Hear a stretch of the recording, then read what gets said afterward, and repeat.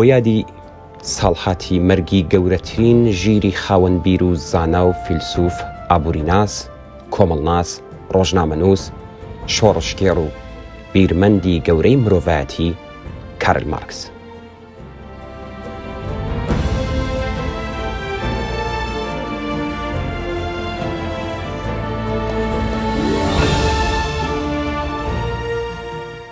ئەمڕۆ سێشەممە 14 مارسی 2023 زاینی ساڵحاتی مەرگی کارل مارکسە. 140 ساڵ بەر لە ئێستا ژیانی کارل مارکس، فیلسوف ئابووریناس، کۆمەڵناس، ڕۆژنامەنووس، شۆڕشکێڕ و بیرمەندی گەورەی مرۆڤایەتی کۆتایی پێهات. بەڵام مردن کاریگەری نەبوو لەسەر ئەوەی کە بیری و کارەکانی مارکس لەناو بچێت، چونکە لە دوای مەرگی مارکس تاوەکو ئێستا هەزاران پەرتووک لەسەر کار و ژیانی نووسراوەتەوە.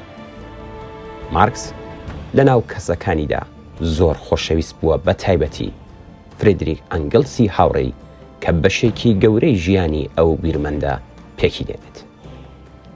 وەک هەموو خەڵکی، ژیانی تایبەتی کارل مارکس دا بەشە لە نێوان ساتە خۆش و ناخۆشەکاندا. با لێرەدا باس لە تێۆریە کۆمەڵایەتیەکانی مارکس بکەین.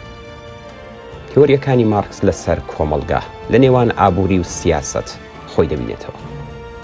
ئەو گریمانەی ئەوە دەکات کە هەموو کۆمەڵگایەک بە ململانەی نێوان چینە کۆمەڵایەتیەکان پێش دەکرێت، ململانەی نێوان خاوەنکار و کرێکار. مارکس بە توندی دژی سەرمایەداری دەبەستێتەوە و باوەڕی وایە سەرمایەداری ناهێڵێت کۆمەڵگا لە ڕووی ئابووری و کۆمەڵایەتیەوە بەرەو پێش بچێت. مارکس لە 14 ئازاری 1883 لە لەندەن ماڵاوایی لە ژیان دەکات و لە گۆڕستانی هایگەیت بە خاک دەسپێردرێت. لە کاتی ناشنەکەیدا کۆمەڵێک زۆر لە خۆشەویستانی ئامادەی مەراسمی ناشنەکە دەبن، لەوانەش ویلیام لیبکنێشت و فریدریک ئەنگڵسی هاوڕێی کە لەوێ لەسەر گۆڕەکەی مارکس دەقێک دەخوێنێتەوە. دەقی گوتارەکەی فریدریک ئەنگڵس هاوڕێی مارکس لە 14 مارس کاتژمێر 4 بۆ 3 پاشنیوەڕۆ گەورەترین بیرمەندی سەردەمی ئێمە لا بیرکردنەوە وێستا. تەنیا 2 دقە مارکسمان بە تەنیا جێهێش بوو کاتێک گەڕاینەوە بۆ ژوورەکە بینیمان بە ئارامی لەسەر کورسیەکە خەوی لێکەوتووە، بەڵام ئەم جارەیان بۆ هەمیشە. مەرگی ئەم بیرمەندە خەسارەتێکی هێندە گەورەیە بۆ پرۆلیتاریای تێکۆشەری ئوروپا و ئامریکا و بۆ مێژووی زانستەکان کە فراوانیەکەی هەرگیز لە ئەندازەگیری نێت. بۆشاییەک کە بەڕۆیشتنی ئەم بیرمەندە مەزنا دروست بووە زۆر بە خێرایی لە هەموو شوێنێک هەستی پێکرێت. وەکو چۆن داروین یاسای گەشەکردنی جیهانی ئۆرگانیک و بوونەوەری زیندوی دۆزیەوە، مارکسیش یاسای گەشەی مێژووی مرۆڤی ئاشکرا کرد. ئەم حەقیقەتە سادەی کە تا پێش مارکس بوو بەژێر کێوێک لە ئایدۆلۆژیاوە، ئەم حەقیقەتە کە مرۆڤ بەر لەوەی کە بتوانێت باسی سیاست، معریفە، هونەر، ئاین و جیا لەمانەش بکات، پێویستە بخواتەوە. سەرپەنا و پۆشاک و هیتری هەبێت، ئەمەی کە لەسەر بنەمای ئەو بەرهەمهێنانی هۆکارە هەرە گرنگە مادیەکان و دەرەنجام هاوسەنگی نەشونەمای ئابووری بەدەست هاتووە لەلایەن هەر کۆمەڵە خەڵکێکی دیاری کراوەوە لە هەر سەردەمێکی دیاری کراودا. ئەو ژیربینانە پێکدێنێت کە لەسەر ڕووی ئەو دەوڵەت چمکە حقوقیەکان، هونەر و تەنانەت بیر و باوەڕی ئەو خەڵکەش لەبارەی مەسەبەوە گەشەیان سندووە و لەبەر تیشکی ئەم ڕووناکیەدایە پێویستە هەموو ئەو شتانە ڕوون بکرێتەوە، نەک بپێچەوانەوە بەو جۆرەی کە تا ئەمڕۆ کراوە. بەڵام ئەمە هەموو شتێک نییە. مارکس هەروەها یاسای تایبەت بە جوڵەی چاودێر بەسەر شێوەی بەرهەمهێنانی سەرمایەداری، چەرخی ئامادە و ئەو کۆمەڵگا بورژوازیەشی دۆزیەوە کە دەرهاوێشتەی ئەم شێوە بەرهەمهێنانەیە. دۆزینەوەی زێدەبایی لە ناکاو مەسەلەیەکی ڕوونکردەوە کە هەم ئابووری زانانی بورژوازی و ڕەخنەگەرانی سۆسیالیستیش لە کاتێکدا بە شوێن دۆزینەوەی چارەسەرەوە بوون لە تەواوی تۆژینەوەکانی پێشویاندا لە ناو تاریکیدا وەکو کوێر دەست و پێیان ئەکوتا. دوو دۆزینەوەی لەم چەشنە بۆ یەک تەمەن بەسە. خۆشبەخت کەسێکە شەرەفی تەنیا یەکێک لەم دۆزینەوانەی پێبرێت، بەڵام لە هەر زەمینەیەکدا کە مارکس دەستی داوەتە لێکۆڵینەوە و ئەو لە زەمینە گەلی جیاجیادا تۆژینەوەی ئەنجامداوە کە هیچ کامێکیان ڕووکەشی نەبوون لە سەرجەمی زەمینەکاندا، تەنانەت لە بواری بیرکاریدا دۆزینەوەی سربەخۆی بەدەستێناوە. ئەم بیرمەند و زانا گەورەیە ئاوا کەسایەتیەک بوو، بەڵام ئەمە هێشتا نیوەی وەسفی ئەو نییە. بەلای مارکسەوە مەعریفە هێزێکی دینامیکی و شۆڕشکێڕانە بوو لە ڕووی مێژوویەوە.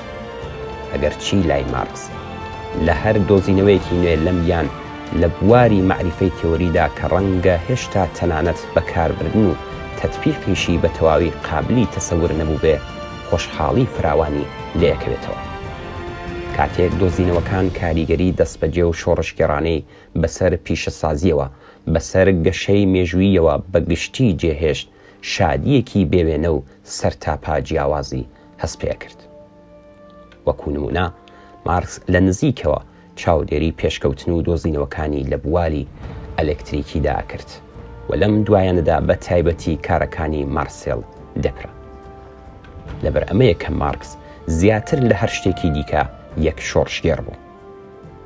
ئەرکی واقعی مارکس لە زیندگی خۆیدا ئەمە بوو کە لە هەر ڕێگایەکەوە پشتیوانی بە سەرنگونکردنی کۆمەڵگای سەرمایهداری و ئۆرگانە دەوڵەتیەکانی خوڵقێنراوی بگەێنێت، هاوکاری بە ئازادی و ڕزگاری پرۆلیتاریا بگەێنێت کە مارکس خۆی یەکەمین دامەزرێنەرەی وشیاری بوو بەسەر ڕەوش و پێداویستیەکانیدا و دروستکەری ئاگایی بوو بەسەر هەل و مەرجی ڕزگاربوونیدا. خەبات و تێکۆشان عادەتی مارکس بوو، بە ئاستێک لە شور و شەوق، بەڕادێک لە سەرسەختی و بە ئەندازێک لە سەرکەوتوی خەباتی کرد. کەم کەس بەرەڕووی ئەوێستایەوە. کارەکانی ئەو لە یەکەمین ڕۆژنامەی ڕێینی نوێ لە ساڵی 1842، ڕۆژنامەی بۆ پێشەوە پاریس لە 1844، ڕۆژنامەی ئاڵمانی بروکسێل لە ساڵی 1847، ڕۆژنامەی ڕێینی نوێ لە ساڵی 1848 تا 1849. سەرەڕای بڵاو کراوە و نامیلکەی پڕکاری بێ ئەژمار، کارکردن لە ڕێکخراوگەلی پاریس، بروکسێل و لەندەن و دەرەنجام تاجی سەری هەموو ئەمانەش دروستکردنی ئەنجومەنی نێونەتەوەی کرێکاران، ئەمەیان خۆی بەڕاستی دەستکەوتێک بوو کە دامەزرێنەرەکەی بە حەق ئەتوانێت شانازی پێوە بکات، تەنانەت ئەگەر هیچ کارێکی دیکەشی ئەنجام نەدابێت. و دەرەنجام مارکس لەو ڕوەشەوە کە بەرەڕووی زۆرترین هێرش و پەلاماری نەفلل لێکردن و تۆمەتبارکردن و لەکەدارکردن ئەبوویەوە. کەسی یەکەمی سەردەمی خۆی بوو. حکوومەتەکان هەم شمولی هەم کۆماری ئەویان لە کشوەرەکانیان دوورخستەوە.